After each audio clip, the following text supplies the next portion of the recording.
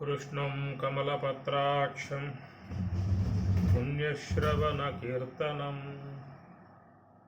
वासुदेवं जगद्योनिं नौमि नारायणं हरिम्।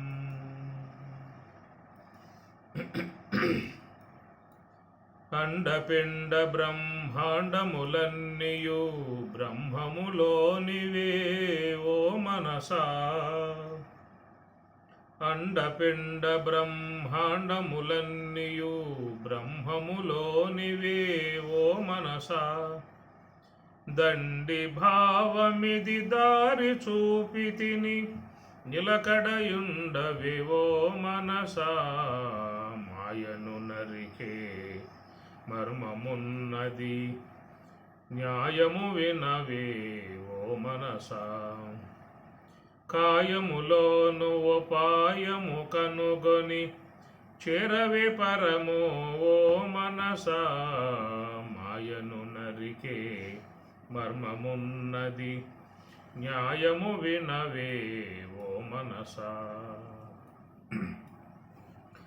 చెట్టు నెక్కుటకు గుట్టు దెల్పెదను పట్టుపట్టవే ఓ మనసా.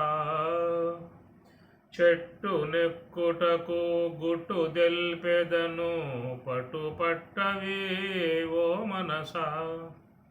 పట్టు వదలకను బ్రహ్మము నీలో, పట్టు వదలకను బ్రహ్మము నీలో గుట్టు తెలియవే ఓ మనసా. మాయను నరికే మర్మమున్నది న్యాయము వినవే ఓ మనసా. తంటల మారి ఇంటి లోపలను వంటి చూడవే ఓ మనసా. కొంటితనము ఆరింటి విడిచి గురి నంటి చూడవే ఓ మనసా. మాయను నరికే మర్మమున్నది న్యాయము వినవే ఓ మనసా. కాయములోను ఉపాయము కనుగొని చేరవే పరము ఓ మనసా. మాయను నరికే మర్మమున్నది న్యాయము వినవే ఓ మనసా. న్యాయము వినవే ఓ మనసా. ఈశావాస్యమిదం సర్వం యత్కించ జగత్యాం జగత్తు తేన త్యక్తేన భుంజీథా. మా గృదః కస్యచిద్ధనం కుర్వన్నేవేహ కర్మాణి జిజీవిషేతు శతం సమాః. ఏవం త్వయి నాన్యతేతోస్తి న కర్మ లిప్యతే నరే.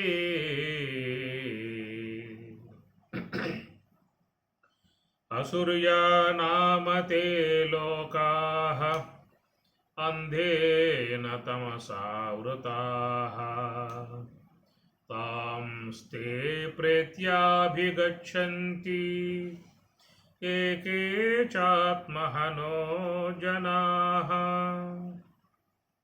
అనేజదేకం మనసో జవీయో నైనద్దేవా ఆప్నువన్ పూర్వమర్షతు. తద్ధావతోऽన్యానత్యేతి తిష్టతు తస్మిన్ అపో మాతరిష్వా దదాతి. ఈశావాస్యం ఇదం సర్వం యత్కించ జగత్యాం జగత్తు తేన త్యక్తేన భుంజీథా మా కృతః కస్యచిత్ ధనం. రెండవ మంత్రం కుర్వన్ ఏవైహ కర్మాణి జిజీవిషేతు శతం సమాః. ఏవం త్వయి నా అన్యథా అతః అస్తి నా కర్మ లిప్యతే నరే. గతంలో మనం ఈ మంత్రం మీద రెండు చెరగలుగా ఉన్నటువంటి అంశాలను మనం అధ్యయనం చేయటం జరిగింది. కురబన్నేవేహ కర్మ అనేటువంటిది అనగా వేదం రెండు భాగాలని చెప్పని పూర్వ భాగము, ఉత్తర భాగము. పూర్వ భాగమును అనుసరించేటువంటి వారు వైదిక సంబంధమై ఉన్న కర్మలను ఆచరించే విధానం చేస్తారు. ఈ వైదిక సంబంధమై ఉన్నటువంటి ఆరాధన, దేవతారాధన సంబంధమై ఉన్నటువంటి యజ్ఞయాగాదులను శీలించిన విధానము. దేవాన్ భావయతానేన తే దేవా భావయంతవః పరస్పరం భావయంతః శ్రేయః పరం అవాప్స్యథ అని పరమాత్మ గీతలో చెప్పిన మాట. దేవాన్ భావయతానేన, దేవతలను ఈ మానవులు యజ్ఞముల ద్వారా భావించినట్లయితే, పూజించినట్లయితే, తే దేవా భావయంతు వహ, వీరిని ఆ దేవతలు అనేటువంటి వాళ్ళు కూడా అనుగ్రహించి వాళ్ళకు ఏవైతే కావాలవి వాళ్ళు ప్రసాదించేదిగా ఉంటుంది. పరస్పరం భావయంతః, ఇరువురు కూడా అనగా దేవతలు దేవతలను మానవులు యజ్ఞముల ద్వారా ఆరాధించడము, వారు కోరినటువంటి కోరికలను నిర్వర్తింపజేయటం అనేది పరస్పరం భావయంతః శ్రేయః పరం అవాప్స్యథ అని చెప్పని గీత 3వ అధ్యాయంలో స్వామి చెప్పామాట. సహయజ్ఞాః ప్రజా సృష్ట్వా పురోవాచ ప్రజాపతి అనేన ప్రసవిష్యధ్వం ఏషవః అస్తు ఇష్టకామధుక్. ఏషవః వీరందరూ కూడా ఇష్టకామధుక్, వాళ్ళు ఏవైతే అపేక్షించి యజ్ఞములు చేస్తారో వాళ్ళు కోరినటువంటి యజ్ఞములను వాళ్ళు సమర్పించే విధానముగా అని చెప్పనేది. ఇది వేదం వైదిక అనగా మంత్రభాగముకు పూర్వ భాగమునందు వచ్చేటువంటిది. దీని ద్వారా యజ్ఞములను ఆచరించి పుణ్యమును ఆర్జించుకొని ఉత్తమ లోకాలకు ప్రయాణం చేసేటువంటి అంశముగా ఒక అంశాన్ని మనం చెప్పుకోవడం జరిగింది.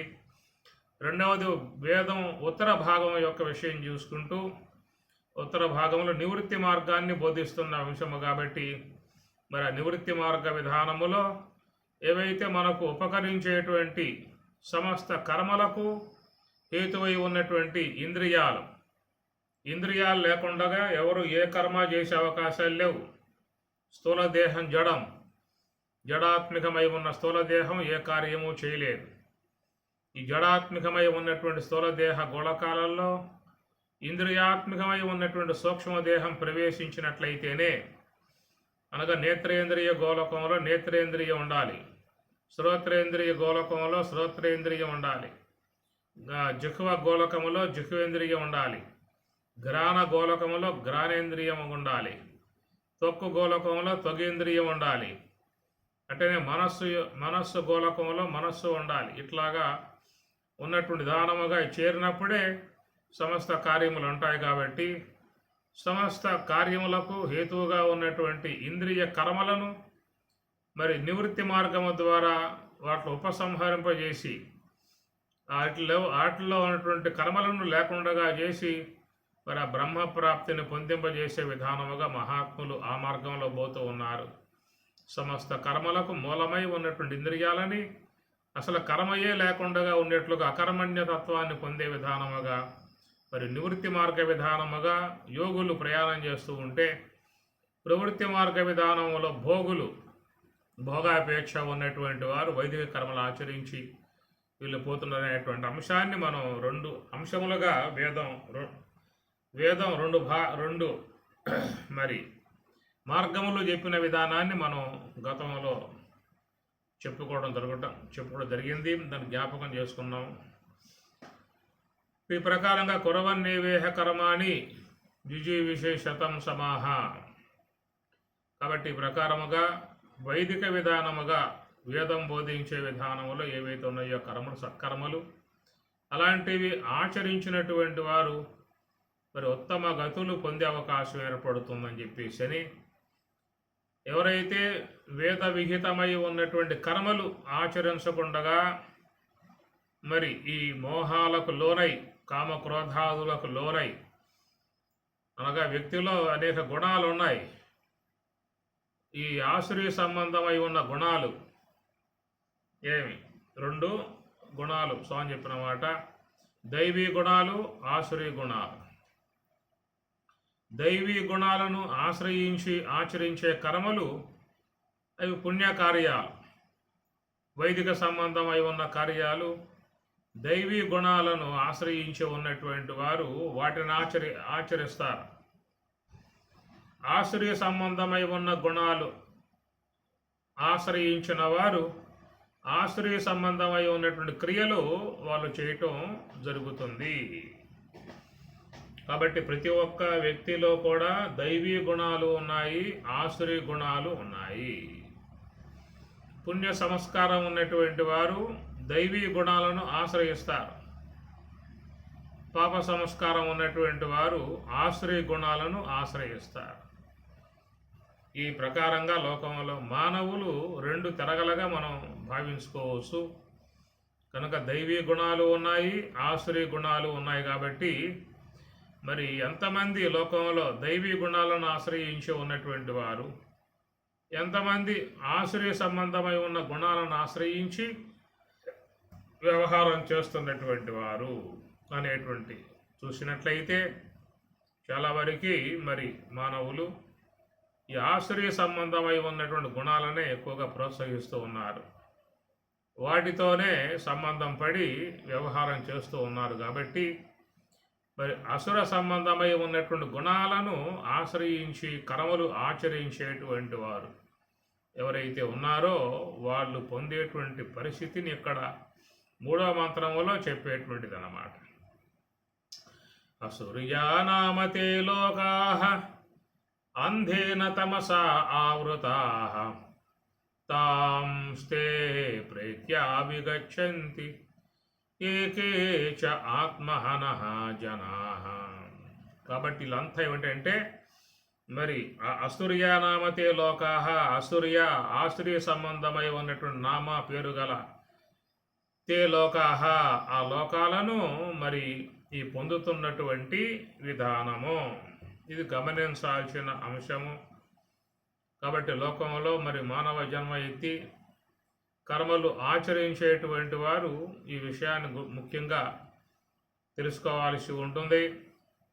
ఈ 3వ మంత్రములో చెప్పేటువంటి భావాన్ని చక్కగా అవగాహన చేసుకోవాల్సి ఉంటుంది. కనుక ఆశ్రయ సంబంధమై ఉన్న గుణాలను ఆశ్రయించి లోకంలో అనేక మందికి ఇబ్బంది కలగజేస్తూ ఉన్నారు, హింసిస్తూ ఉన్నారు, బాధిస్తూ ఉన్నారు, హింసా మార్గంలో ప్రయాణం చేస్తూ ఉన్నారు. ఏమి పరుల తిట్టినంత పాప కర్మం బబ్బు ఇడువదెన్నటికి విశ్వమందు పరుడుగాడు పరమాత్మయగునయ విశ్వదాభిరామ. పరుల తిట్టినంత పాప కర్మం బబ్బు. కాబట్టి దూషించినంత మాత్రంతోనే పాపం వస్తుందని చెప్పేసి మరి హింసించేటువంటి వాళ్ళ విషయం కేవలం దోషణ చేస్తేనే వాళ్ళ మనసును బాధిస్తేనే పాపం వచ్చే విధానంగా ఉంటే ఎంతోమందిని హింసిస్తూ ఉన్నారు, బాధిస్తూ ఉన్నారు, మానసికంగా ఇబ్బంది పెడుతూ ఉన్నారు, మోసగిస్తూ ఉన్నారు, నమ్మించి మోసం చేస్తూ ఉన్నారు, ఎంతోమంది ఉసురు పోసుకుంటూ ఉన్నారు, ఎంతోమందిని మానసికంగా బాధిస్తూ ఉన్నారు, మాటలతో బాధిస్తూ ఉన్నారు, హింసిస్తూ ఉన్నారు. పరుడుగాడు పరమాత్మయగునయ. లోన ఉన్నవాడెవడయా? పరమాత్మ. మమయువాంశో జీవలోకే. కనుక సమస్త శరీరాలలో ఉన్నటువంటి జీవుడు నా అంశ, నేనే అని పరమాత్మ చెబుతాడు. మమయువాంశ అని ఒకసారి చెప్పాడు. క్షేత్రజ్ఞం చాపి మాం విద్ధి సర్వక్షేత్రేషు భారత. సమస్త శరీరాలలో ఉన్నటువంటి క్షేత్రజ్ఞుడు నేనే, మాం విద్ధి నన్నుగా తెలుసుకొనుము అన్నాడు. అందువల్ల ఈ ప్రకారంగా మరి చూస్తే అనేక మంది జీవులను బాధిస్తున్నాము అని చెప్పనంటే అది భగవంతుని మరి బాధించినట్లే. జీవుడు పరమాత్మ అంశము కాబట్టి మన వల్ల ఏ యొక్క ప్రాణి బాధపడ్డా, ఇబ్బంది పడ్డా, దుఃఖపడ్డా, మానసికంగా వాళ్ళు వేదన చెందిన సంబంధమై ఉన్నటువంటి దోషాలు సంక్రమించే విధానంగా ఉంటుంది.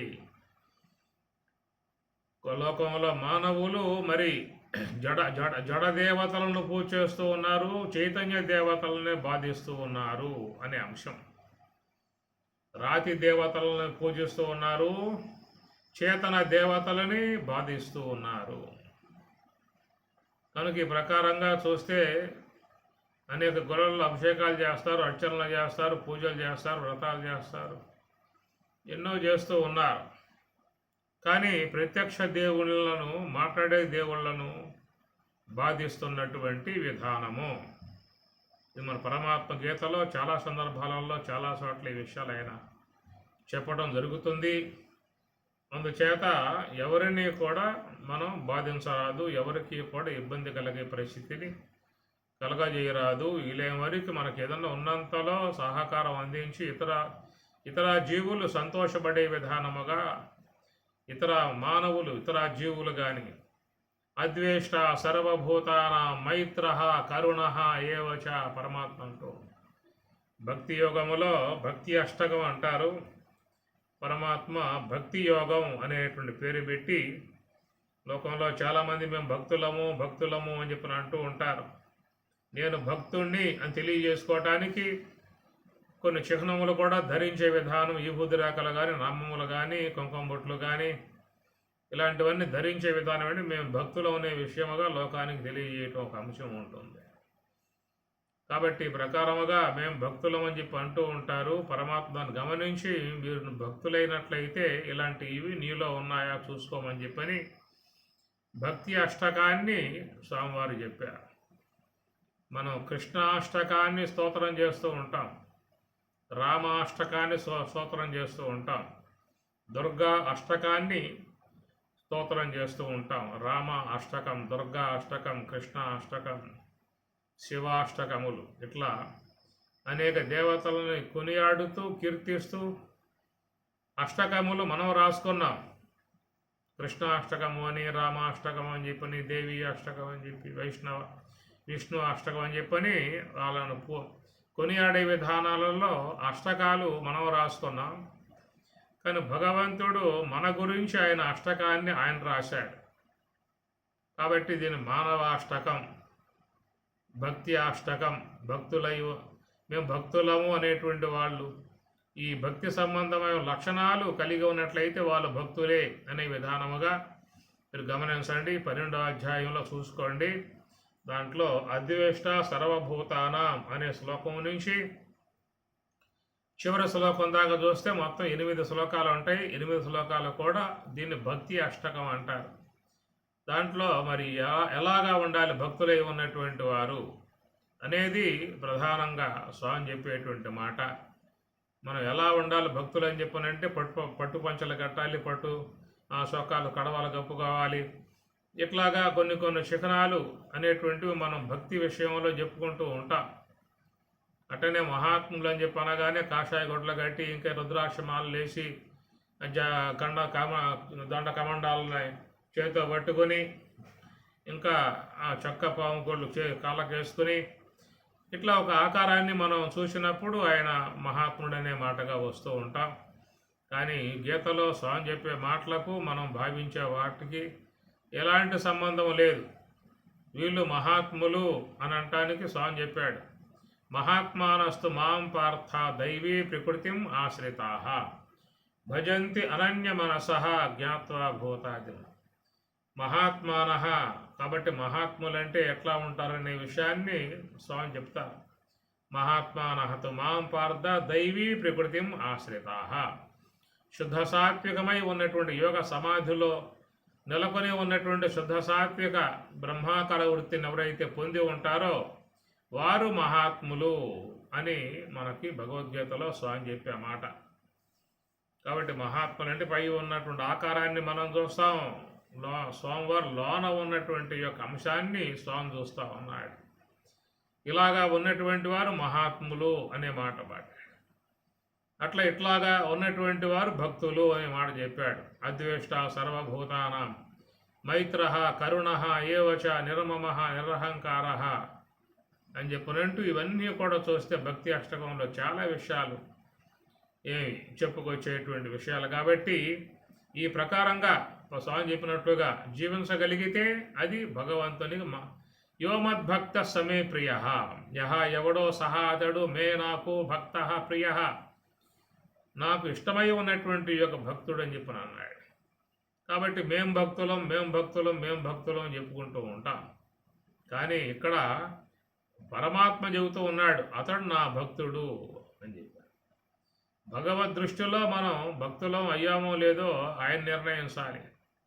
కేవలం మనం మాత్రమే కొన్ని ఈ శిఖరాలను ధరించి మేము భక్తులం అని చెప్పుకుంటూ ఉంటాం. అందుచేత ఆయన చెప్పే మాట ఏంటంటే, సమస్త జీవులు పరమాత్మ యొక్క అంశ. చేతనాత్మికమై ఉన్నటువంటి జీవుడు శరీరంలో ఆయన కదులుతూ ఉన్నాడు. ఈ దేహమే దేవాలయం అన్నారు. ఆ దేహంలో ఉన్నటువంటి జీవుడే దేవుడిగా చెప్పుకొచ్చారు. దేహో దేవాలయ ప్రోక్త జీవ దేవ సనాతన. సనాతనుడే ఉన్న జీవుడు దేవ దేవుడు. కాబట్టి బహిర్ముఖంగా తిరిగితే జీవుడు, అంతర్ముఖంగా తిరిగితే దేవుడు. ఆయనే జీవుడు, ఆయనే దేవుడు. ఇంద్రియాల వైపుకు తిరిగితే జీవుడు. హంస యొక్క ఆశ్రయంలో సుషుమ్న వైపుకు తిరిగాడా ఆయనే దేవుడు. జీవో దేవ సనాతన. జీవుడే దేవుడు అన్నారు.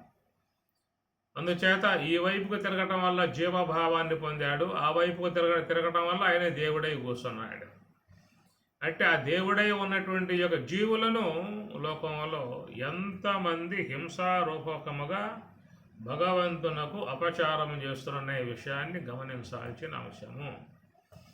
కనుక మన వల్ల ఏ ప్రాణి కూడా ఇబ్బంది పడకూడదు, మనం ఏ ప్రాణిని కూడా బుద్ధిపూర్వకంగా హింసింపకూడదు, ఎవరి యొక్క మనస్సుకి కష్టం కలగకూడదు, ఎవరికి కూడా ఇబ్బంది కలగజేయకూడదు అనేటువంటిది దైవ తత్వం కలిగి, దైవ భక్తి కలిగి, ముఖ్యంగా దైవీ గుణాలు కలిగి ఉన్నటువంటి వాడు అవి ఉండాలి. పైకి మాత్రం ఎన్నో చిహ్నాలు ఉంటాయి, ఈ ఉదురేఖలు ఉంటాయి, కుంకుమ బొట్లు ఉంటాయి, నామాలు ఉంటాయి, ఇంకేవేవో కొన్ని చిహ్నాలు ఉంటాయి, జపమాలు ఉంటాయి, అనేక రకాలు ఉంటాయి. కానీ లోపల ఆశ్రయ గుణాలు పనిచేస్తూ ఉంటే లోపల ఆశ్రయ గుణాలు పనిచేస్తూ ఉన్నాయి, పైకి మాత్రం ఒక చిహ్నాలు మాత్రం పుష్కలంగా ఉన్నాయి. అందుచేత ఎవరైతే పుణ్య సంస్కారం కలిగి లోన ఉన్నటువంటి దేవుణ్ణి ఆశ్రయిస్తారో వాళ్ళకి దైవీ గుణాలు అనేటువంటి వస్తాయి. ఇది భాగవతమే చెబుతున్నమాట.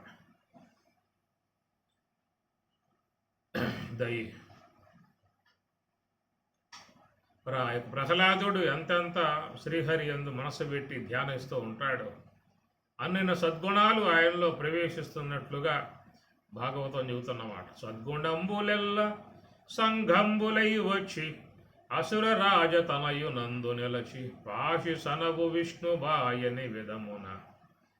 ఎంతెంత మనస్సు మరి ఆ యొక్క విశ్వతత్వం విశ్వమును విష్ణువు యందు లగ్నమై ఉన్నదో అన్ని సద్గుణాలు ఆయనలో ప్రవేశిస్తున్నాయని చెప్పి అన్నారు. కాబట్టి ఈ ప్రకారంగా బయట ఉన్న దేవతలను ఆరాధిస్తూ ఉన్నాం, సరే మంచిదే. కానీ ప్రధానంగా చెప్పే మాట ఏంటంటే, లోన ఉన్న దేవుణ్ణి ఆరాధించగలవా? దేహమనే దేవాలయంగా, దేహమే దేవాలయంగా ఉండగా దాంట్లో ఉన్నటువంటి జీవదేవుడు, ఆ జీవదేవుణ్ణి సోహం భావేన పూజయేత్. అట్టి ఆ దేవుణ్ణి ఆరాధించేటువంటి వారికి ఈ సద్గుణాలు అనేటువంటి ఎక్కువగా వచ్చే అవకాశం ఉంటుంది. ఎందుకంటే నివృత్తి మార్గములో ఆ చైతన్య దేవుణ్ణి ఆరాధిస్తూ ఉన్నప్పుడు తనలో ఉన్నటువంటి యొక్క అవిద్యావరణాలు తొలగింపజేయబడతాయి. కాబట్టి వారి యందు మరి ఆ దైవీ సంబంధమై ఉన్న గుణాలు ఎక్కువగా వాళ్ళలో నెలకొని ఉండే అవకాశం ఏర్పడుతుంది. కాబట్టి ఈ ప్రకారంగా మరి లోన ఉన్నటువంటి యొక్క దేవదేవుణ్ణి ఆరాధించకుండా మనం కేవలం బయట ఉన్నటువంటి వాటి యందు దైవ భావనతో ప్రవర్తిస్తూ ఉన్నాము. ఉత్తర గీత అయితే ఈ విషయాన్ని నిరసించింది.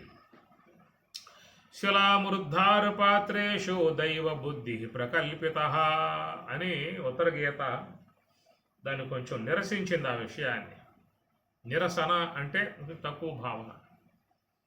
శిలామృద్ధారు పాత్రేషు, శిల అనగా రాతి యందు, మృత్తు అనగా మట్టి యందు, దారు అంటే కట్టె అన్నమాట. శిలామృద్దారు పాత్రేషు, అలాంటి వాటి యందు మనం దైవ భావన అనేటువంటిది ఏర్పాటు చేసుకుంటూ ఉన్నాం.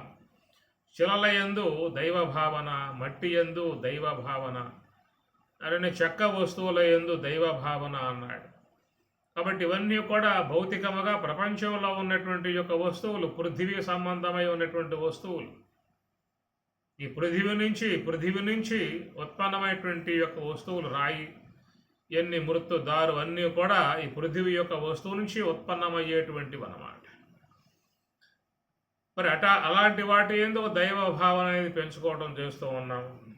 సాక్షాత్తు మరి కదిలే దేవుడుగా, మాట్లాడే దేవుడుగా, చూసే దేవుడుగా, మరి పరమాత్మ యొక్క స్వరూపమే జీవుడుగా భాషిస్తున్నటువంటి విధానముగా ఆ చేతన దేవుణ్ణి ఇక్కడ మరి హింసిస్తున్నటువంటి పరిస్థితి. దాన్ని ఇక్కడ ఈ మంత్రంలో చెబుతూ ఆత్మహనః జనాహ అన్నాడు. జనాహ అంటే జనులు, బహువచనం. ఇలాంటి జనులు లోకంలో చాలామంది ఉన్నారనే విషయం. కాబట్టి ఆత్మహనః అన్నారు. చంపటం, వ్యక్తిత్వాలను చంపుతూ ఉన్నారు. ఎంతోమందిని మానసికంగా ఇబ్బంది పెడుతూ ఉన్నారు, ఎంతోమందిని మోసం చేస్తూ ఉన్నారు, ఎంతోమందిని హింసిస్తూ ఉన్నారు. ఇవన్నీ కూడా చేరి చివరి పరిణామాలు అనేది దీంట్లో తాం తే ప్రేత్య అభిగచ్చంతి. ఆ విధంగా చేయటం వల్ల వాళ్ళు పొందబోయే పరిస్థితుల గురించి మనకి మంత్రం సర్వేశ్వరుడు ఈ మంత్రరూపముగా మరి చెప్తున్నటువంటి అంశము. కాబట్టి దీన్ని బాగా భక్తులుగా ఉన్నవారు గమనించుకోవాల్సి ఉంటుంది. మేము భక్తి మార్గంలో పయనించే వాళ్ళము, మేము భక్తులము అనుకునేటువంటి వారు మరి 3వ మంత్రాన్ని చక్కగా వాళ్ళు అధ్యయనం చేసుకోవాల్సి ఉంటుంది. కాబట్టి భక్తి అని చెప్పి అనగానే ఎవరికి తోచిన విధానంగా వాళ్ళు ఏదో చేసుకోబోతూ ఉన్నారు. కానీ వ్యక్తిత్వ పరివర్తన అనేది మాత్రం జరగటం లేదు. ఇది గమనించాల్సిన అంశము. మరి ఒక దశలో ఉంటాయి చలామృద్ధారు పాత్రేషు దైవ బుద్ధి అంటే ఒక దైవ భావన పెంపొందింపజేయడానికి ప్రాక్టికల్గా వాళ్ళ ఏదో భక్తి భావం తీసుకురావటానికి ఏర్పాటు చేసినటువంటి ప్రాథమిక పాఠశాల 1వ క్లాస్. ఎట్లయితే పిల్లగాడు 1వ క్లాసులో కూర్చుని అక్షరాభ్యాసం చేసే విధానంగా పలక పట్టుకుంటాడు, బలపం పట్టుకుంటాడు, అక్షరాలని అభ్యాసం చేస్తాడు. కనుక అక్షరాభ్యాసం చేసుకోవటానికి ఉపకరించేదే పలక, బలపం. అంతవరకే. ఆ తర్వాత పై క్లాసులకు పోయిన తర్వాత అక్కడ పలక బలపాలు ఏమి ఉండవు, కేవలం టెక్స్ట్ బుక్లు మాత్రం ఉంటాయి. ఆ పుస్తకాలను అధ్యయనం చేసుకుంటూ రచన చేసుకుంటూ మరి ముందుకెళ్ళిపోయే పరిస్థితి మనం లోకంలో చూస్తూ ఉన్నాం. వృద్ధవుతూ ఉన్నారు వాళ్ళు. కనుక తొలిలో తాను అక్షరాభ్యాసం కోసంగా పట్టుకున్నటువంటి పలక బలం అక్కడే పెట్టేశాడు. ఆ తర్వాత ఉన్నతమైనటువంటి యొక్క స్థాయికి ఎదగటానికి ఆయన గమనం చేస్తున్నటువంటి విధానం లాగా ఈ భక్తి విషయంలో కూడా మానవులకు ఒక భక్తి భావన అనేటువంటిది కలగజేయటానికి ఇవన్నీ కూడా ఏర్పాటు చేసినటువంటి అంశములు. కనుక దానివల్ల చిన్నతనం వల్ల పిల్లకాయలు మరి తల్లిదండ్రులతో కూడా ఆలయాలకు పోయినప్పుడు మరి ఆ తల్లిదండ్రులు నమస్కారం చేస్తూ ఉంటే వీళ్ళు నమస్కారం చేస్తారు. వాళ్ళు సాష్టాంగ నమస్కారం చేసి తండ్రి గారు, కుమారుడు కూడా సాష్టాంగ నమస్కారం చేస్తాడు. తండ్రి కళ్ళకు అద్దుకుంటాడు ఆ యొక్క హారతిని, వాడు కళ్ళకు అద్దుకుంటాడు. కాబట్టి ప్రకారంగా ఒక చక్కటి భక్తి భావన అనేటువంటిది దాని ద్వారా పిల్లల్లో ఏర్పడుతుంది. కాబట్టి ఇది ఒక ప్రాథమిక అంశముగా మనకి మహాత్ములు ప్రవేశింపజేశారు. ఆ తర్వాత ఉన్నతమై ఉన్నటువంటి విధాయకంగా మరి ఆ యొక్క ఆత్మవైపుగా ప్రయాణం చేయాలి. శుద్ధ బ్రహ్మము అన్నారు. ఆ శుద్ధ బ్రహ్మమే పరమాత్మగా ఉన్నది, ప్రత్యేగాత్మగా ఉన్నది. పరమాత్మ అనేది సర్వేశ్వరుని యందు ఉన్నటువంటిది పరమాత్మ అన్నాం. ప్రతి జీవిలో ఉన్నటువంటి దానిని ప్రత్యేగాత్మ అన్నారు. కాబట్టి ఆ బ్రహ్మమే సర్వేశ్వరుని యందు పరమాత్మగా ఉన్నది. అనగా మాయ ఉపాధిని బట్టి పరమాత్మగా ఉన్నది. జీవుని యందు అవిద్య ఉపాధిని బట్టి ప్రత్యేగాత్మగా ఉన్నది. కనుక ప్రతి ఒక్క వ్యక్తిలో కూడా చేతన బ్రహ్మం ప్రత్యేగాత్మగా భాషిస్తూ ఉన్నది. అది ఇంద్రియములతో సంబంధం బట్టి వ్యవహారం చేస్తూ ఉన్నారు. కాబట్టి అక్కడ మరి జీవుడు అనేటువంటి యొక్క భావం ఏర్పడింది. కానీ జీవుడు వాస్తవం కాదు, జీవుడు కల్పితుడు, జీవుడు ప్రాతిభాషికుడు. జీవుడు మిథ్యా విధానం. ఆ జీవనంలో ఉన్నటువంటి ఆ యొక్క అవిద్య పొర పోయిందా అంటే ఆయన దేవుడే. అది తరుణి వేషంబొగయుకొన్న పురుషుడరయ, తరుణి వేషంబొగయుకొన్న పురుషుడరయ. తరుణి వేషం వేసినప్పుడు పురుషుడు తరుణిగా కనబడతాడు. ఆ వేషం తీసేసినట్లయితే పురుషుడే అన్నాడు. జీవభావంబుజే దోషు కేవలాత్మా, జీవభావముతో కేవలం ఆ పరమాత్మ ఆ ప్రకారంగా తోస్తున్నట్లుగా అని చెప్పని, ఈ ప్రకారంగా చూస్తే లోకంలో ఎంతమంది మరి భౌతికముగా ఉన్నటువంటి యొక్క మరి ఆ దేవతా భావనతో వాటిలో ఎందు భక్తి భావన చేసి ఆరాధిస్తున్నారు, అభిషేకాలు చేస్తున్నారు, అర్చనలు చేస్తున్నారు, లక్ష కుంకుమార్చనలు, లక్ష బిల్లవార్చనలు, ఈ ప్రకారంగా మరి ఎంతో వైభవపేతంగా చేస్తున్నటువంటి విధానము. కానీ తర్వాత చేస్తున్న పని ఏమిటంటే చేతనాత్మికమై ఉన్నటువంటి దేవుణ్ణి, కదిలే దేవుణ్ణి చాలా హింసారూపకంగా వాళ్ళని ఏదిస్తూ బాధిస్తూ ఉన్న విధానం. కాబట్టి ఇలాగా పయనించేటువంటి వారు కేవలం దేవతారాధన చేసే వాళ్ళు ఈ ప్రకారంగా ప్రవర్తిస్తున్నారా అని చెప్పనంటే అందరినీ కూడా భావించే అవకాశం కాదు. ఇక్కడ మనం ఒక అంశం అవగాహన కోసంగా చెప్పుకున్నటువంటిది, దేవతారాధన చేసేటువంటి అందరూ కూడా హింసారూపకంగా పోతారా అనే విషయం కాదు. ఇక్కడ జడాత్మికమై ఉన్నటువంటి దేవతల పట్ల భక్తి భావన ఉన్నటువంటి వారై చేతనాత్మకమై ఉన్నటువంటి కదిలే దేవుళ్లను హింసించే విధానముగా అన్నప్పుడు అందరూ అని చెప్పిన కాదు, ఏ కొద్ది మంది ఉన్నారు. ఇది కేవలం దైవ భావన, దైవారాధన చేసేటువంటి వాళ్ళ విషయముగా చెప్పుకున్నటువంటి ఒక అంశము. రెండవది ఏంటంటే అసలు దైవ భావమే లేదు, దైవారాధనే లేదు, ఆధ్యాత్మిక వాసనే లేదు, తాత్విక చింతనే లేదు. కేవలం ఒక మరి అసుర స్వభావంతో ప్రవర్తించేటువంటి వాళ్ళ లోకంలో చాలామంది ఉన్నారు. మళ్ళా భక్తి భావంలో ఉన్నవారు, భక్తి భావన సేవించేవాళ్ళు, కొంత హింసారూపకముగా ఉన్నవాళ్ళు అందరూ కొద్దిమంది ఉన్నా మరి వ్యవహారంలో చూసినట్లయితే చాలామంది మరి ఇతర జీవుల్ని అకారణంగా బాధించటము, వేధించటము, హింసించటం చేయడం జరుగుతూ ఉన్నది. ఈ విధముగా చేయటం కారణముగా వచ్చేటువంటి యొక్క మరి ఆ పాప సముదాయం ఏం చేస్తుంది అని చెప్పనే మాటకి మీకు ఇక్కడ 3వ మంత్రాన్ని జ్ఞాపకం చేసుకోవాల్సి ఉంటుంది. అసుర్యానామతే లోకాహ, ఆసురీయ సంబంధమై ఉన్నటువంటి ఏవైతే నామ పేరు గల లోకాలు ఉన్నాయో అటు లోకములు ఎట్లా ఉన్నాయి అంటే అంధేన తమస ఆవృతాహ. ఆ లోకాలట అంధేన అంధత్వము చేత, తమస్సు చేత, ఈ రెండు కూడా తృతీయ భక్తి ఏకవచనాలే. అంధేన తృతీయ భక్తి ఏకవచనం, తమస అది కూడా తృతీయ భక్తి ఏకవచనం. అంధత్వము చేత, తమస్సు చేత ఆవృతాహ, ఆవహింపబడి ఉన్నటువంటి లోకాహ లోకములు అన్నారు. లోకృ దర్శనే. ఇక్కడ లోకములు అని చెప్పన్నప్పుడు కేవలం దివ్య లోకాలు ఉన్నాయి. వైకుంఠం, కైలాసం, ఇంద్రలోకం, ఇవన్నీ కూడా దివ్య లోకాలు.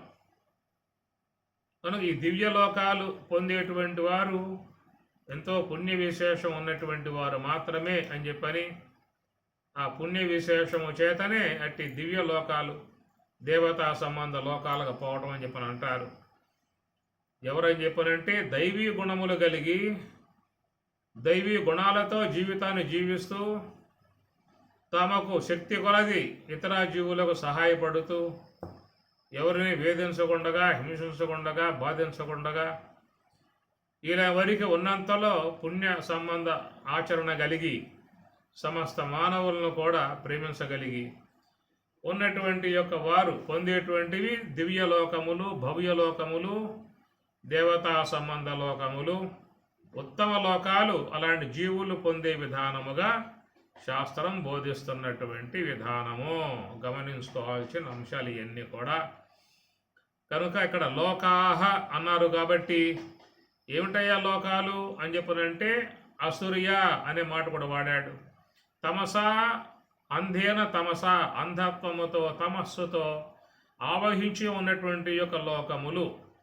కాబట్టి వైకుంఠాది లోకాలన్నీ కూడా అంధేన తమస అనే మాట వాడకూడదు అక్కడ. అటు దివ్య తేజస్సుతో, దివ్య ప్రకాశముతో, ఎంతో పుణ్య విశేషముతో ప్రకాశించేటువంటి లోకాలు, దేవతా సంబంధ లోకములు, అవన్నీ కూడా మరి పుణ్య మార్గములో ప్రయాణం చేసేటువంటి వారికై ఆ లోకాలు ఉన్నాయి అని అర్థం. ఇంకా చూసినట్లయితే మరి ఈ లోకంలో కూడా మానవత దేహాలు ఇవన్నీ కూడా పుణ్య సంబంధమై ఉన్నటువంటి యొక్క లోకములే. తిరిగి మరలా వాళ్ళు విజ్ఞానము, సుజ్ఞానము, ప్రజ్ఞానము ఇత్యాది విలువలతో కూడి ఉన్నటువంటి మానవత సంబంధ దేహాలలో ప్రవేశించటం కూడా ఉత్తమ లోకములుగా భావించుకోవాల్సి ఉంటుంది. వైకుంఠాది లోకాలన్నీ కూడా పుణ్యలోకములుగా, దేవతా సంబంధ లోకాలుగా, అవన్నీ కూడా పుణ్య విశేషముతో పోయేటువంటివిగా చెప్పే మాట అయితే, ఇంకా ఆ పుణ్య విశేషముతో ఈ లోకములో, మర్త్యలోకములో మానవ దేహములలో ప్రవేశించే విధానం కూడా చూసినట్లయితే అది కూడా పుణ్యలోకములే అని భావించాల్సి ఉంది.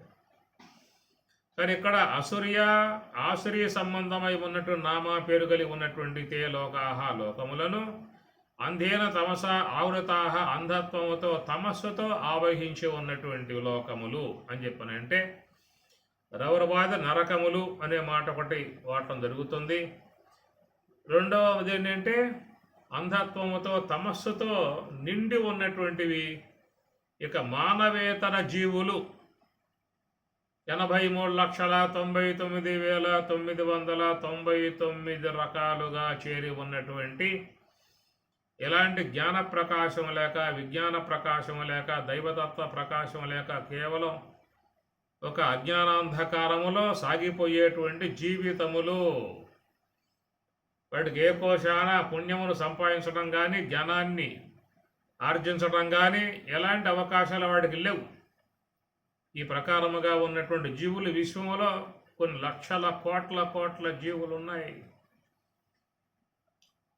అవన్నీ కూడా మరి ఆ అజ్ఞానాంధత్వములోనే పోతున్నటువంటి విధానం కనుక అంధేన తమస ఆవృతాహ లోకాహ, అంధత్వముతో తమస్సుతో ఆవహించి ఉన్నటువంటి లోకాలు అని చెప్పనంటే రవరవాది నరకాలు అనేది ఒక అర్థం అయితే, రెండవది మానవేతర జీవులు. అవి కేవలం అంధేన తమస, అంధత్వముతో తమస్సుతో పూర్తిగా నిండి ఉన్నటువంటి యొక్క విధానం. అలాంటి ఆ లోకములను పొందుతూ ఉన్న పరిస్థితి. తాను తే ప్రేత్య, తాన్ అట్టి లోకములను తే అనగా వారు, ప్రేత్య చనిపోయిన తర్వాత అని అన్నాడు. అభిగచ్చంతి పొందుతున్నారు. ప్రేత్య అంటే మరణించాక. మరి మరణించక ముందు ఏం చేశాడు? ఆసురీ సంబంధమై ఉన్న దేహాలు పొందటానికి గల మార్గములను చేసుకుంటూ ఉన్నాడు. మరణించిన తర్వాత పొందే పరిస్థితి ఇక్కడ చెబుతూ ఉన్నాడు. ప్రేత్య చనిపోయాక, అభిగచ్చంతి పొందుతున్నటువంటి విధానం అనగా మరి మరణించక ముందు ఏం చేశాడు?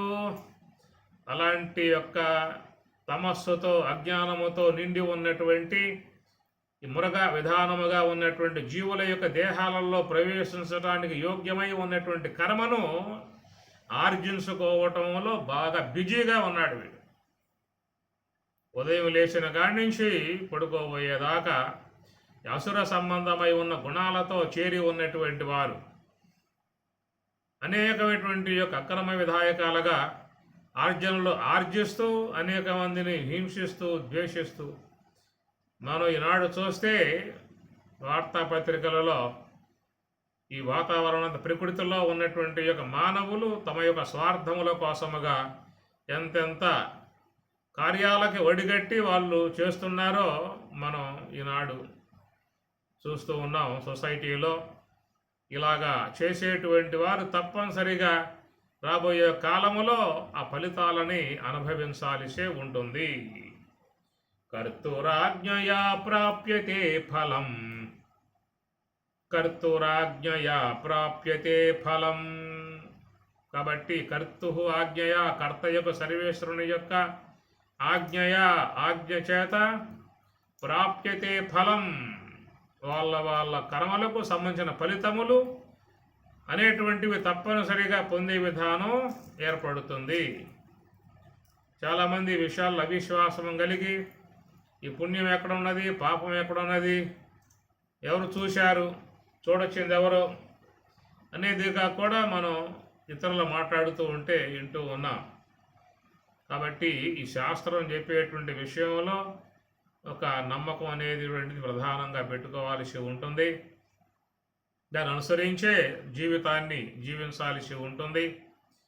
కనుక అపమార్గంలో పడిపోయినట్లయితే పరిణామాలు అనేటువంటి ఎట్లా ఉంటాయో అనేటువంటి విషయం ఇక్కడ మనకి 3వ మంత్రం బోధిస్తున్నటువంటి విషయం. కాబట్టి ఈశావాస్యములో చెప్పేటువంటి ఈ 3 మంత్రాలు మన జీవన విధానాన్ని చక్కగా తెలియజేసేటువంటి మంత్రాలు. కాబట్టి ఈ 3ంటిని కూడా అందరూ ప్రధానముగా పెట్టుకోవాలి. రోజు వీటికి నమస్కారం చేసి మరి అవి ఎలాంటి యొక్క భావం తెలియజేస్తున్నాయో మనసులో కాస్త గమనించుకొని జీవితాన్ని గడిపినట్లయితే మనం భద్రత పొందే అవకాశం ఏర్పడుతుంది. ఎందుకని చెప్పనంటే మానవ జీవితం రెప్పపాటు కాలం, మానవ దేహం బుద్భుత ప్రాయము అన్నారు, గాలి బుడగ అన్నారు. గాలి ఉంటే బుడగ అన్నారు, గాలి లేకపోతే నీరు అంటారు. అట్లా మన జీవితంలో కూడా మన యొక్క జీవన విధానంలో కూడా గాలి ఉంటే బతుకు, గాలి లేకపోయిందా అంటే అది మృత్యువు, మరణం. కాబట్టి మానవుడు మరి గాలి బతుకై ఉన్నది. ఎట్లయితే బుడగ గాలి బతుకై ఉన్నదో, ఆ గాలి ఉంటేనే బుడగ అన్నారు, లేకపోతే నీరే. గాలి ఉంటే బ్రతుకు అన్నారు, ఆ గాలి లేకపోయిందా అంటే మట్టే. కాబట్టి మట్టి నుంచి ఆవిర్భావం అయినటువంటి యొక్క దేహం గాలి ఉండబట్టి ఒక ఉనికి కలిగి ప్రవర్తిస్తూ ఉన్నది. ఆ గాలి కాస్త పోయిందా అంటే ఏ మట్టి నుంచి మరి ఏర్పడిందో తిరిగి మరలా దేహం మట్టిలోనే కలిసిపోతుంది. ఎట్లయితే నీటి నుంచి గాలి కారణంగా బుడగగా ఏర్పడిందో ఆ గాలి కాస్త మరి బయటికి పోయిందా అంటే ఆ బుడగగా ఉన్నటువంటి యొక్క ఆ నీరు జలంలో కలిసిపోతున్నట్లుగా 2 కూడా గాలి బతుకులే. బుడగైనా బ్రతుకైనా 2 గాలి బుడగలే. గాలి ఉంటే బుడగ అన్నాం, గాలి ఉంటే బ్రతుకు అన్నాం. కనుక దాంట్లో గాలి లేకపోతే అది జలంలో కలిసిపోతుంది, దీంట్లో గాలి లేకపోతే ఇది మట్టిలో కలిసిపోతుంది. ఇట్లా గాలి మీద ఆధారపడి జీవిస్తున్నటువంటి జీవితములు. కాబట్టి ఏ పూట ఆ గాలి కాస్త ఆగిపోతుందో చెప్పే అవకాశాలు లేవు. ఏ క్షణంలో ఆగిపోతుందో కూడా అది మన చేతుల్లో ఉన్న వ్యవహారం కాదు, మన అధ్యయనములో ఉన్నటువంటి విధానం కాదు, మన శాసనాలు అనుసరించి అవి ప్రవర్తిస్తున్న విధానం కాదు. మనం వాటికేమో శాసనాలు చేయలేదు, మనం వాటిని ఆజ్ఞాపించలేదు. అదంతా అనూహ్యముగా ఈశ్వర కార్యముగా జరుగుతున్నటువంటివి. అవి ఏనాడు మరి ఈశ్వరాజ్ఞ అవుతుందో ఇక ఆ పూట అవి అన్నీ కూడా సొమ్మసిల్లిపోతాయి. ఇక ఆ పూట ఈ జీవుడు తన యొక్క సూక్ష్మదేహం కర్మరాశిని తీసుకొని తన ప్రయాణం కొనసాగించుకోవాల్సి ఉంటుంది. శరీరం యత్ అవాప్నోతి ఉత్క్రామతీశ్వర పరమాత్మ అంటున్నమాట. శరీరం యత్ అవాప్నోతి, ప్రతి ఒక్క ప్రాణి దేహాలలో ప్రవేశించి ఉన్నారు. ఉత్క్రమణం, ప్రతి ఒక్క ప్రాణికి ఉత్క్రమణం ఉన్నది. ఈ దేహము నుండి నిష్క్రమించి వెళ్ళిపోవలసినటువంటి సమయం ప్రతి ఒక్కరికి కూడా మరి నిర్ధారణ చేయబడి ఉన్నది. ఆ పూట వెళ్ళిపోవాల్సిందే. ఎన్ని కార్యములో ఉన్నా, ఎన్ని కర్తవ్యములో ఉన్నా, ఎన్ని చేయాల్సిన బాధ్యతలు ఉన్నా కానీ మొత్తం ఒక పెట్టున్న పక్కన పారేసి వెళ్ళిపోవాల్సిందే. మనం ఏ కార్యానికైనా వాయిదాలు వేస్తూ ఉంటాం. ఇప్పుడు కాదులేండి మళ్ళా వస్తాను, ఈసారి చెప్పండి జ్ఞాపకం వస్తాను, తిరుగుబాటు లేదు ఇప్పుడు అని చెప్పని అంటూ ఉంటాం. కానీ యముడి యొక్క విషయంలో మాత్రం ఎవరో కూడా ఆ విధముగా సంజాయిషి చెప్పే అవకాశాలు లేవు. ఇప్పుడు కాదులే యముడు గారు, కొద్ది కాలం అయిన తర్వాత మీరు రండి, అప్పుడు వస్తాం, ఇప్పుడు చాలా పనులు ఉన్నాయి, చాలా చేయాల్సినట్టు కార్యాలు ఉన్నాయి, ఎన్నెన్నో బాధ్యతలు ఉన్నాయి, అవన్నీ పెట్టుకుని ఎట్లా రాగలుగుతాను, కొంత వ్యవధి ఇవ్వండి తర్వాత వస్తా అని చెప్పని విన్నవించుకునే అవకాశాలు యముని వద్ద లేవు. ఆయన వచ్చాడా వీడు బయలుదేరాడా అంతే తప్ప ఇంకా అక్కడ మాటలు అనేటువంటి ఏమీ లేవు. ఆయన చెప్పటం వీడు చెప్పించుకోవటం, లేదు వీడు చెప్పడం ఆయన అంటాం అనేటువంటి వ్యవహారం అంతా యముని వద్ద ఉండదు.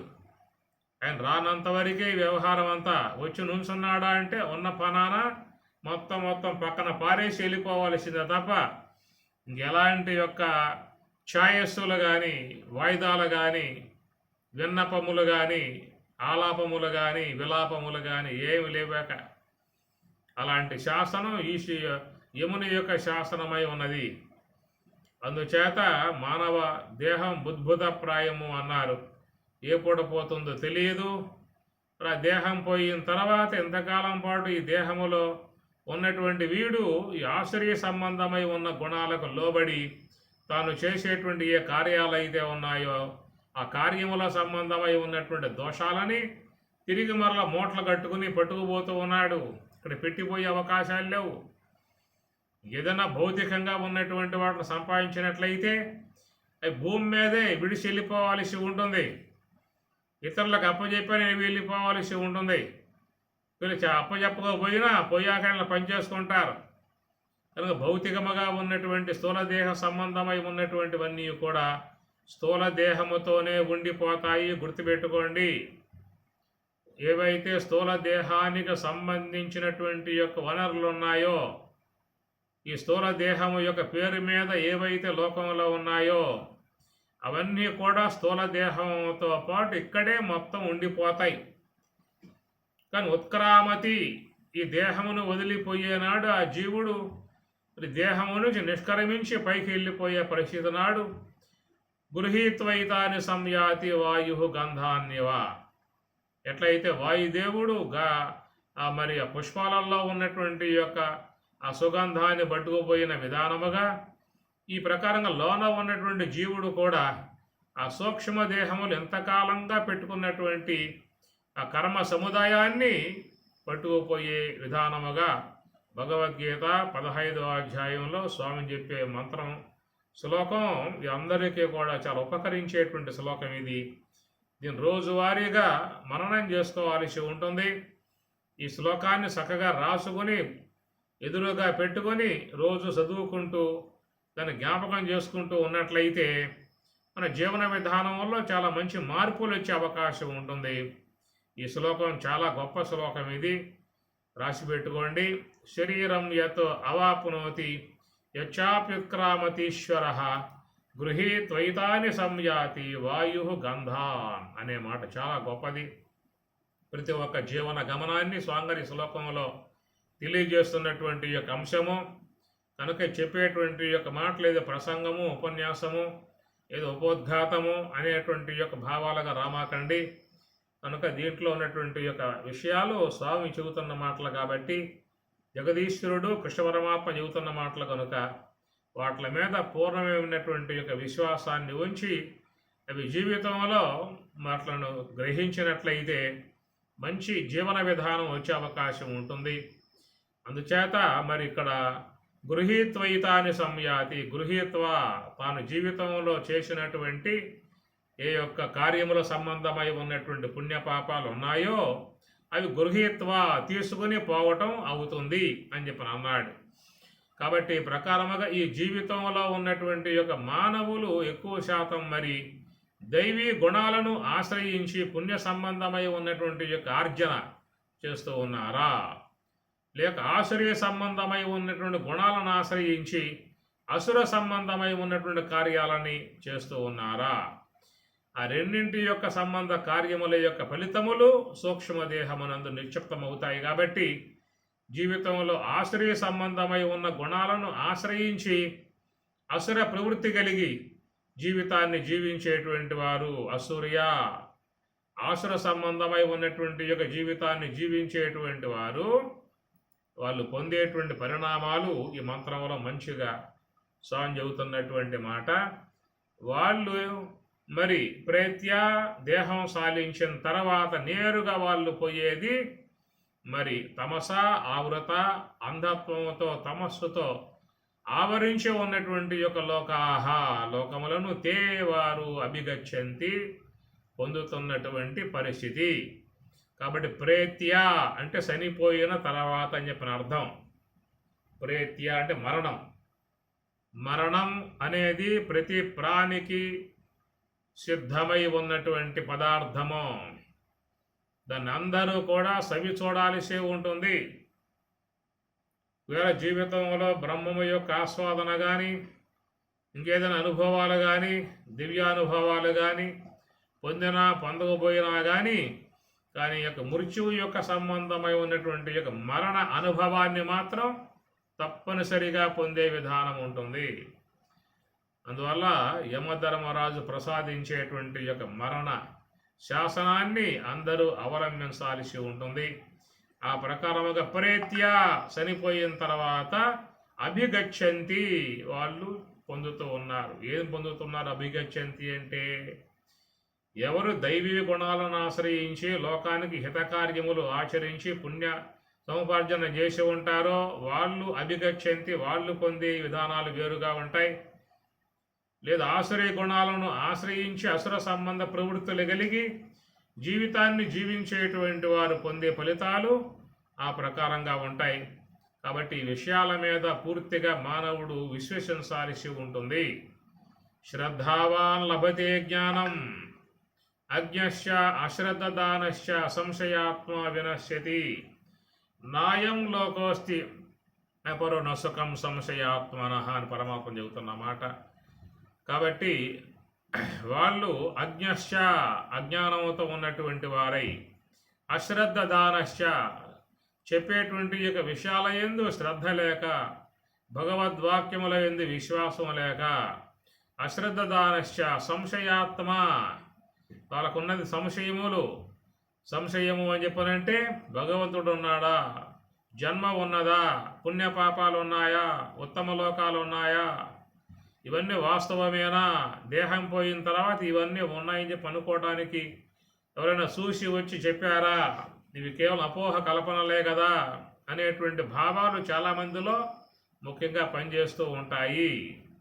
ఇలాంటి భావాలు ఉండబట్టే వాళ్ళలో ఆచరణాత్మకమై ఉన్నటువంటి యొక్క వ్యవహారం కూడా విపరీత స్థాయిల్లో పోయే అవకాశం ఉంటుంది. కాబట్టి ఈ మంత్రముల మీద విశ్వాసం ఉన్నటువంటి వారైనట్లయితే వాళ్ళు తప్పనిసరిగా వీటిలను జీవితంలో తీసుకోవాల్సి ఉంటుంది. చక్కగా వాటిని అధ్యయనం చేసుకోవాల్సి ఉంటుంది. ఏదో ఈ పూట విన్నామా, చెవిలో పడ్డాయా, ఏమంటే మర్చిపోయామా, తుడిచేశామా, అయిపోయిందా అన్న రీతులలో ఉన్నట్లయితే దేహాన్ని జీవితాన్ని ఉద్ధారకం చేసే అవకాశాలు ఉండవు. మనం చూసినట్లయితే ఇతర సాంప్రదాయకులుగా ఉన్నటువంటి వారు వాళ్ళ మరి వాటి యందు ఎంత విశ్వాసం అనేది చూపిస్తారో మనం గమనించవచ్చు. ఖురాన్ షరీఫ్ మీద వాళ్ళు దానిని ఎంతో ఒక పూజ్య భావనగా, అది ఒక మంచి దైవ స్వరూపముగా వాళ్ళు భావిస్తారు. ప్రతి మాట దాన్ని ఎంత పవిత్రముగా తీసుకుని దాన్ని ఆచరించే విధానం చూస్తూ ఉంటాం. అట్లా ఇతర మరి సాంప్రదాయకులు కూడా ఒక్కొక్క విధానంలో వాళ్ళు ఎంతో భక్తిభావం స్వీకరించే విధానము. అదే ప్రకారముగా సాక్షాత్ శ్రీమన్నారాయణుడు భగవంతుడు తన శ్రీముఖముతో ప్రబోధించిన అంశము కాబట్టి దాన్ని మనం జీవితంలో ముఖ్యంగా గ్రహించుకోవాల్సి ఉంటుంది. ఇట్లా విన్నామా, అట్లా దాన్ని వదిలిపెట్టామా అనే రీతిలో ఉన్నట్లయితే అది మనకు ఏం ఉపకరించే విధానం ఏమి ఉండదు.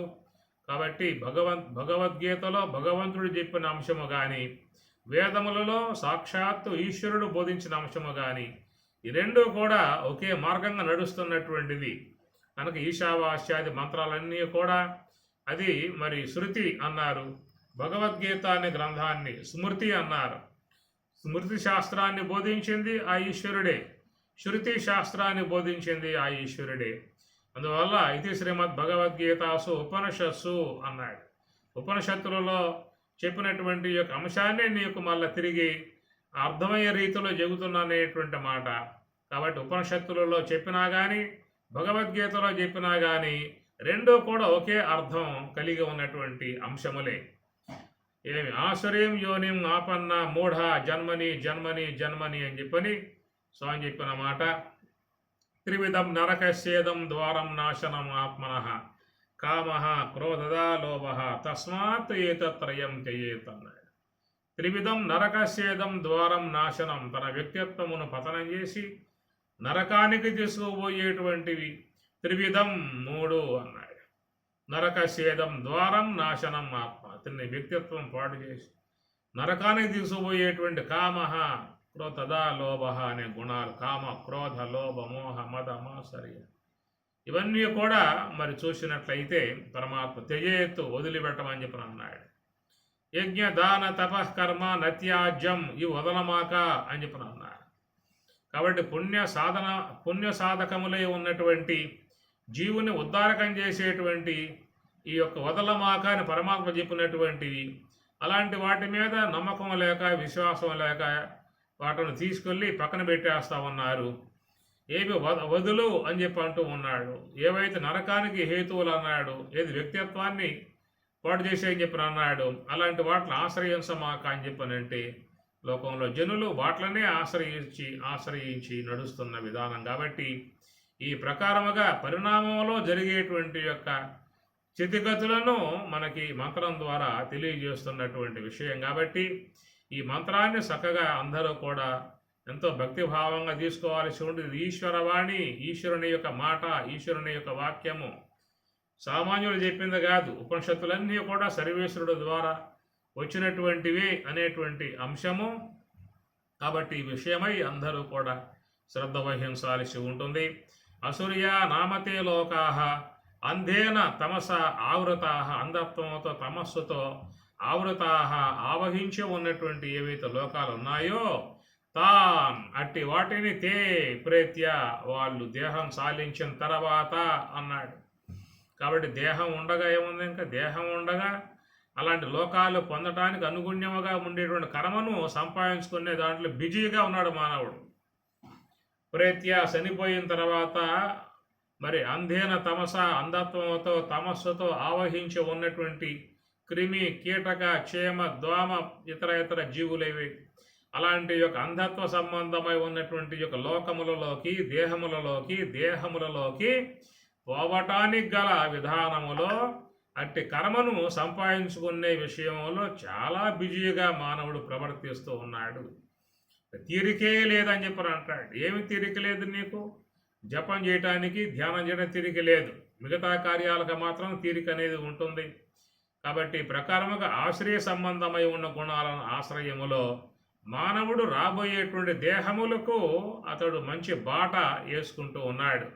ఏమిటా దేహాలు అని చెప్పనంటే అంధత్వముతో తమస్సుతో ఆవహింపబడి ఉన్నటువంటి యొక్క లోకాలకు పోయే మార్గాన్ని ఏర్పాటు చేసుకుంటూ తాన్ తే ప్రేత్య అభిగచ్చంతి తే ఏకే చ ఆత్మహనః జనాః, ఏకే ఎవరైతే, రెండు బహువచనాలు యహయౌయే యహయౌయే కహకౌకే, రెండు కూడా బహువచనాలే. ఎవరు, ఏకే ఎవరెవరైతే అని అర్థం. ఏకే ఎవరెవరైతే ఈ ప్రకారముగా ఆత్మహనః ఆత్మహంతకులంటే తన వ్యక్తిత్వాన్ని పూర్తిగా మరి పాప కార్యాలతో నాశనం చేసుకోవటము, దుష్ట కార్యాలతో నాశనం చేసుకోవటము, ఇతరులు హింసించి బాధించి వేధించే విషయాల మీద ఉండి పాప సముపార్జన చేసుకునే విధానంగా ఉన్నటువంటి వారు ఆత్మహనః. అక్కడ ఈ పదం కొంచెం చాలా కఠినముగా ఉన్నటువంటి విధానం. ఆత్మహంతకులు అనే మాట. ఆత్మ చనిపోతుందా అనేటువంటి యొక్క విషయములో ప్రశగాత్మకు వర్తించే అంశము కాదు. ఆత్మహనః అంటే తన వ్యక్తిత్వమును పూర్తిగా నాశనం చేసుకోవటము, సూక్ష్మదేహాన్ని పాపరాశిలో ముంచి వేసుకోవటము. ప్రేత్య ఈ దేహం వదిలిన తర్వాత సూక్ష్మ దేహానికి హీన దేహాలు పశుపక్షాది దేహాలు పొందే విధానములో తనటువంటి యొక్క మరి జీవాత్మను పాపరాశిలో ముంచివేసే విధానమే ఆత్మహనహ, వారిని ఆత్మహంతకులు అనే మాట ఇక్కడ ఈ మంత్రములో వాడటం జరుగుతుంది. ఆత్మహనహ జనాహ, అట్టి జనులు ఆత్మహనహ, ఆత్మహంతకులు అన్నారు. చాలా ఘోరముగా ఉన్నటువంటి యొక్క మార్గ విధానంలో మానవులు ప్రవర్తిస్తున్నటువంటి దానిని తెల్లగా మరి అద్దంలో ముఖబింబంలాగా కనపడే విధానముగా మనకి 3వ మంత్రంలో తెలియజేశారు. కాబట్టి ఈ విషయముగా మనం ఆ మంత్రాలని గుర్తుపెట్టుకొని అధ్యయనం చేసుకొని వీలైన వరకు జీవితాన్ని ఒక మంచి మార్గములో, సాత్విక మార్గములో, దైవీ మార్గములో, ఉపకార మార్గములో మరి జీవించడం రాబోయే భవిష్యత్ కాలానికి శ్రేయస్సును చేకూర్చే విధానంగా ఉంటుంది అనేటువంటి విషయము. ఈ 3 మంత్రాలు గుర్తుపెట్టుకోండి. ఈశావాసం ఇదం సర్వం యత్ కించ జగత్యాం జగత్ తేన త్యక్తేన భుంజీథా మా గృదః కస్యచిత్ ధనం కుర్వన్నేవ ఇహ కర్మాణి జిజీవిషేత్ శతం సమాహ ఏవం త్వయి న అన్యథా అతః అస్తి న కర్మ లిప్యతే నరే. ఇక 3వది అసూర్య నామ తే లోకాః అంధేన తమసా ఆవృతాః తాన్ అట్టి తే వారు ప్రేత్య దేహం సాలించాక అభిగచ్చంతి పొందుతూ ఉన్నారు. ఏకేచ ఎవరైతే ఆత్మహనహ తన వ్యక్తిత్వమును పూర్తిగా ఆసురి గుణాలతో నాశనం చేసుకుంటాడో అలాంటి జనులు అలాంటి యొక్క దేహాలనే వాళ్ళు పొందే పరిస్థితి ఏర్పడుతుంది. ఓం సహనా భవతు సహనౌ భునక్తు సహ వీర్యం కరవావహై తేజస్వినావధీతమస్తు మా విద్విషావహై. ఓం శాంతి శాంతి శాంతి. హరి ఓం తత్సతు. శ్రీ గురుభ్యో నమః. హరి ఓం.